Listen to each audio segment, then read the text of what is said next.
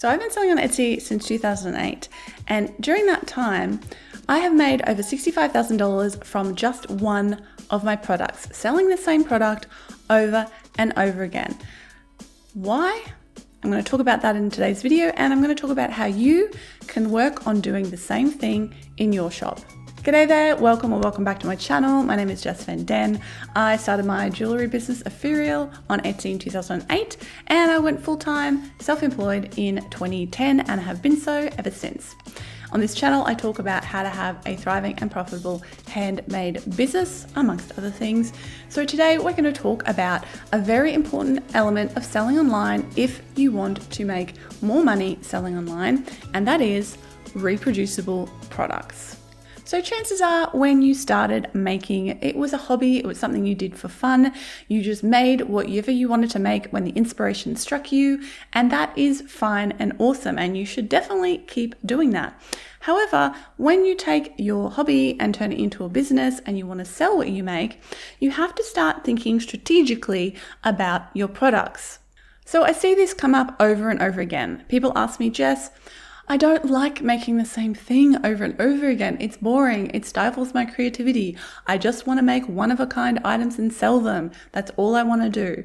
And I say, cool, that is fine if your one-of-a-kind products are really quite expensive. Like each one should be worth a couple $100 ideally, because it's a lot of work to sell online. Now, if you specialize and you do a lot of one-of-a-kind work, it can't be lower priced, kind of on the cheap end, because you will never get out from underneath the mountain of time that it takes you to do all the other aspects of setting up and selling this thing online. What am I talking about? Okay, let me list them for you. When you sell something online, you have to not only make the product, you have to also take photos, edit those photos, and then you have to choose a name and a title. So you need to do the research to find out what the best words are for your title and your tags. You need to write a description, including the measurements of the product. You need to calculate a shipping cost for that product. You need to go to your e-commerce site of choice and enter all this information. That's a lot of work.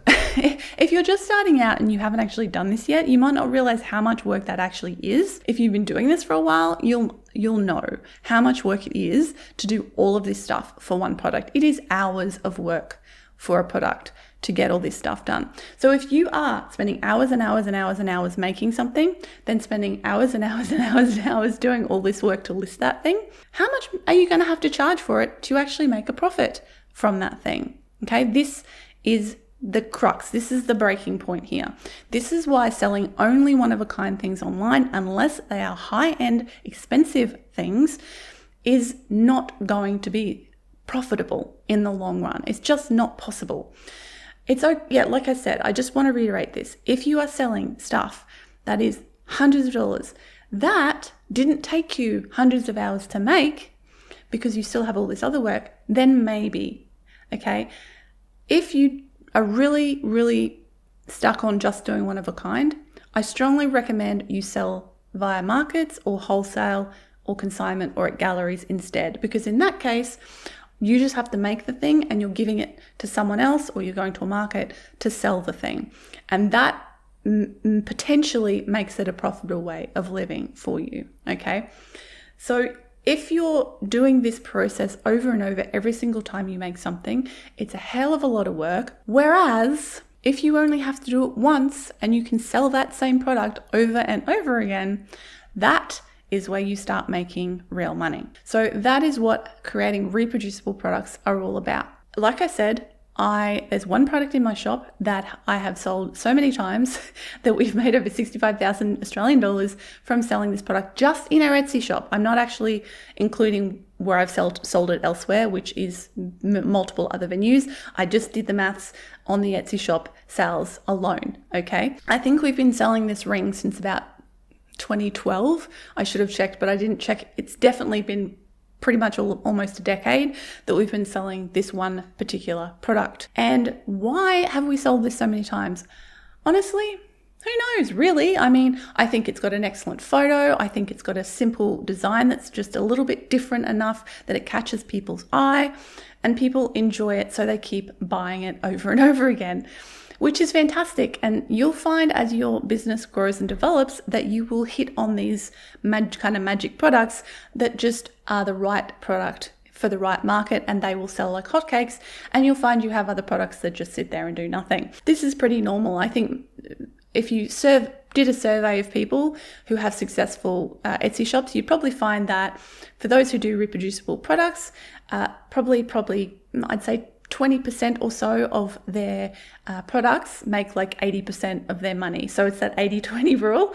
You know, we definitely make the majority of our income from like, say, about 20 of our products, and I have like almost 200 products in my shop. Some of them sell over and over and over again. Some of them almost never sell. So it's just about putting stuff out there until you find the product that people want and they keep buying. So the next time you make something, the question I want you to ask yourself is, can I make a near exact perfect replica of this over and over again?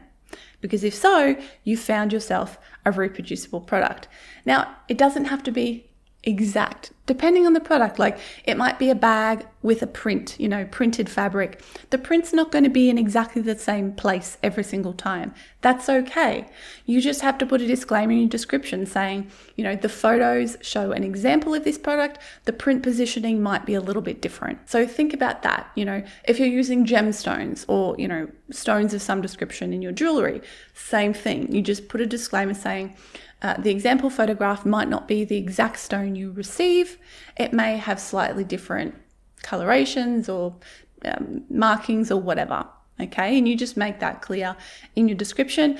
You can even use one of your additional photo slots to show a couple of examples of that product so that they can get a feel for sort of the variation that is part of the nature of handmade. Okay, so we're making the same product, but it's still handmade. Every one is still unique. It's still beautiful. It's still one thing made for that one person by your hands. So don't feel like you're somehow not being authentically handmade if you're making reproducible products. It's not true. Now, to get back to what I was saying about one-of-a-kind items, I'm not saying you can't ever make one-of-a-kind items and sell them in your shop. Not at all. What I'm saying is you want the bulk of your items, your bread and butter items, as I call them, to be reproducible, the ones that sell over and over again. And so these are going to be priced properly, so not too cheap, but they're not going to be super duper expensive generally either. Then when you make one-of-a-kind or limited edition items, you can charge more for them because they are special and unique and you're only making either one or a couple of them. So in relation to your other products, you can charge a lot more for them because of the exclusivity of those products. So you don't have to stop making one-of-a-kind products. You just have to change your focus to focusing on making those reproducible type of products. Okay, so I have 3 things I want you to consider the next time you're looking at a product or looking at products you already have to see if you can make them reproducible. Number 1 is, do I have any products that are currently able to be turned into reproducible products? If you do, what I want you to do is obviously make sure you write down all the important details and parameters. There's nothing worse than putting something up, listing it and selling it 6 months later and forgetting how to make the damn thing. Right, so you want to have a place where you store all of your design specifications. I have a notebook, like a sketchpad notebook, where I actually write down the type of material, the length of material, the finish, the tools I use to make it if it's something a bit weird. And sometimes I even will trace the thing. So I have like an example exactly of the right size in my sketchbook. So make sure to write down all those parameters in detail so that you can reproduce it again. And obviously you should have excellent photos of it so that you can look at those photos and go, okay, yep, that's exactly how it looks, so that you can make it to look the same again. The second thing is, do I have the right materials? Okay, so do I need to rethink my materials? If you're moving to making something reproducible, you need to make sure you have enough materials to make the thing again or access to those materials.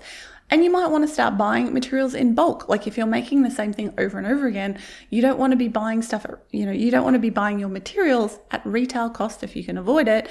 You want to try to buy stuff in bulk. So see if there's a way that you can make sure to have enough materials and get them at a cheaper price to make it more affordable for you. So related to this are two other questions. The first one is, can I use this same material in different designs? So for example, the earrings I have these ones that I'm wearing here, this part of them, and I have an example here of these are our streamlined earrings as well. So we have 50 different earring designs that are made from the exact same size of raw material. I'll tell you, it's 4 inches of 1 millimeter sterling silver round wire. I just kind of challenged myself. I ended up making multiple designs with that size of material, and then I challenged myself, how many different designs can I come up with using a 4-inch piece of 1 millimeter round sterling silver wire? And I have 45 products now made from that same exact size. And why that's great is because when we're making stuff, and we've got orders coming in, my husband Nick works with me in the business, and he'll, for the earrings, create the blanks for me. So he'll cut the wire and finish the ends, and then I'll come along and shape the earring, hammer them, polish them, do all that stuff. So it just makes it easier because you have the same kind of raw material that you're using over and over again. And then again, when you're buying it, you can buy it in bulk and hopefully get a discount on it because you're using that same material. And similarly with components or gemstones, can I use the same component in multiple designs? So all my necklaces use the same little lobster clasp to put them together. So I'm not using heaps of different types of components. It just streamlines things and makes it simple and easier, not only to buy in bulk, but also to remember what I'm doing. I don't have to go, this necklace, what fastener do I use on that necklace? And then I have to go look it up, and I'm like, no, they just all have the same fastener. It's easy. I don't have to think about it. A final point I want to leave you with here is this idea about, coming back to one-of-a-kind designs. When you're starting out, the beginning of your business, and by I say the beginning, I mean maybe the first few years of your business, you probably have a lot of energy and enthusiasm, and you have lots of ideas flying, and you're making new things all the time. But when business picks up and you get busy, you have less time to do this. You have less time to spend on dreaming and making new designs because you're spending more time just making the stuff and shipping it out. Okay. So by having these reproducible products, you'll get hopefully more sales coming in, and you'll also build up a nice bank of products that you can sell over and over again, and that will bring in new customers. And so by having those reproducible products, it gives you breathing room if you come to a point where you hit a creative wall and you run out of ideas for a while, or you run out of inspiration for a while. It's not like your business is going to grind to a halt because you have plenty of products still to sell to people. You don't have to be constantly producing new products over and over again. Now, obviously, this will vary to a point depending on your business model. So do you focus on bringing in new customers to sell to, or do you focus on selling over and over again to the same people? If you focus on selling over and over again to the same people, then chances are you are going to be wanting to release new products regularly, or it's a consumable that people come back for over and over again. Whereas if your focus is on selling to new people, it doesn't matter. I rarely release new designs these days. Maybe once at a push, twice a year do I release a new design. And that's because I don't need to, because I'm busy making all these reproducible products that people are buying from me every day in my shop, because they're new to me. They're finding me for the first time and they're buying the product. Or I do actually still have a lot of people who come back to me and buy, say, another different pair of earrings, or a different ring, or a different necklace from me. So it's not like these two things are completely mutually exclusive. You're probably going to have an overlap, but just think, if you do have that nice bank of reproducible products in your shop, they can just keep selling, and they can sell over and over again, and they can keep bringing you money in even when you don't have the time or inclination to be making new designs. And that is one of the easiest ways to create a profitable, sustainable, full-time, potentially handmade business. Now, if you need help setting up your online shop, maybe you don't have one yet, or maybe you have an Etsy shop or any other type of online handmade shop that is not doing so well, I can help you with that. I have a course called Set Up Shop. It is a 30-day intensive course that will take you through a foolproof system to set up your shop step by step so that at the end you have a stellar shop that is ready for people to buy from and that will look awesome and bring people to your shop. If you'd like to join me for that, the next course is running starting February 21st, 2022. If you're watching this later, I run the course live twice a year. So just check it out via the link below, createandthrive.com/setupshop. If you missed this one, you can sign up to be notified when I run the course again.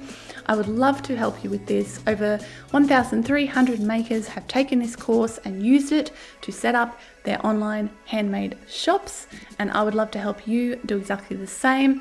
And yes, this is one of the lessons. Well, I touch on reproducible designs in one of the lessons because it's such an important part of the process. But now you've watched this video, you know why it's so important and why it's something I want you to strongly consider for your own shop. If you have any questions about that, let me know in the comments below. I'm happy to answer those for you.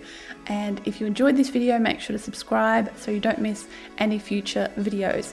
I have tons of videos on selling successfully online for handmade business and Etsy here on my channel. One you might want to check out is this one here, which is basically 10 tweaks for better sales in your Etsy shop. If you haven't watched that one yet, go check that one out next. You get to meet my cats as well, and they're adorable, I promise. So I'll give you 10 ways you can just tweak your Etsy shop to improve it today. Thank you so much for watching. I'll be back again soon with another video. Bye for now.